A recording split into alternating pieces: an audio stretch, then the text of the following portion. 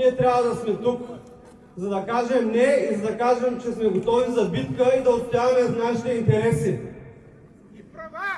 И правата, разбира се. Този Пенчо Милков само е дал едно предложение в Обществен съвет Екотар, което е гласувано от други хора. Да, той е инициирал това, но той е намерил в подкрепа в хора, които уж му се водят опозиция. Нека да припомним.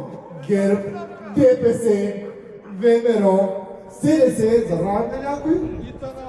ИТНА, благодаря много.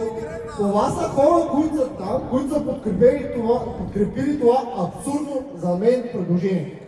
Когато има избори, следете тези изборни листи, какви са лицата там. Защото половината в Общинския съвет са хора на хранилка, хора, които се пенсионират там.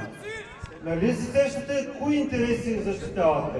Едно правителство, което при последните си дни е решило да даде на някого, който не е русен, не са русенци, не са гражданите на държавата, едни 10 милиона евро.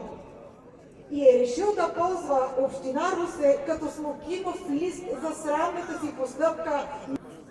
Ясно е, че бизнесът вече губеше след влизането в Шенген и всички ние трябва да го спасим на всяка цена.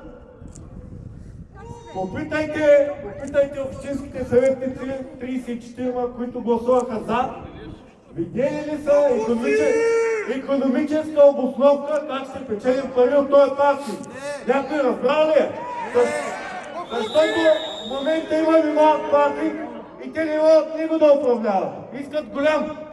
Кмета помисли русенци за изключителни глупаци и допусна много голяма грешка. Тези 10 милиона, които предлагат да бъдат дадени, не са единствената загуба.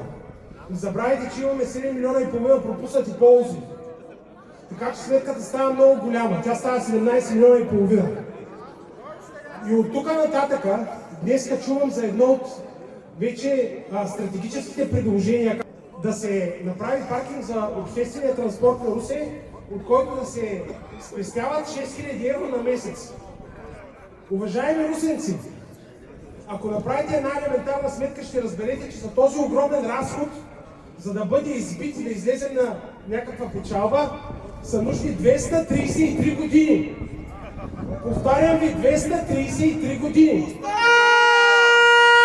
Тази сделка ще бъде платена първо с 7,5 милиона евро, които Русе няма да ги ползва като приходи. И още 10 милиона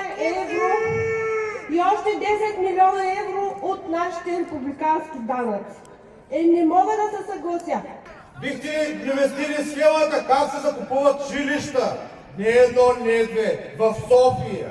Мезонети, които първоначално се обявяват прямо данък за гарсонери. Нали кмета има образование? Бихте ли обяснили схемата Иван Ведър? Улица Иван Ведър, която бяха нужни уж 5 милиона. Господин кмете, по 100 да ги дадиш, пак няма ги съвеш 5 милиона. 10 милиона евро. Вие може да си представите колко много куфарчета са това. И тези куфарчета, част от тях се дават на едни определени хора. Това е една малка част от крадените пари. И чувате, тук се подвиква. Обаче аз искам много по-силно всички ние да викнем и да поискаме оставката на кмета на Русе. Пенчо Милков. Оставка! Оставка! Всякакви опорки ще чуете, че вие всичките сте платени, че вие всички сте от друг град, че с автобус сте дошли до тук. Фактите говорят друго и ние сме тук, за да кажем ясно, че Русе има нужда от правилни инвестиции. Русенци имат правото да живеят в един чист, красив, богат град. Но не богат за хората, които работят тук и за човека, който има най-хубавата тераса с гледка към красивия център. Оставка на Пенчо Милков! Оставка!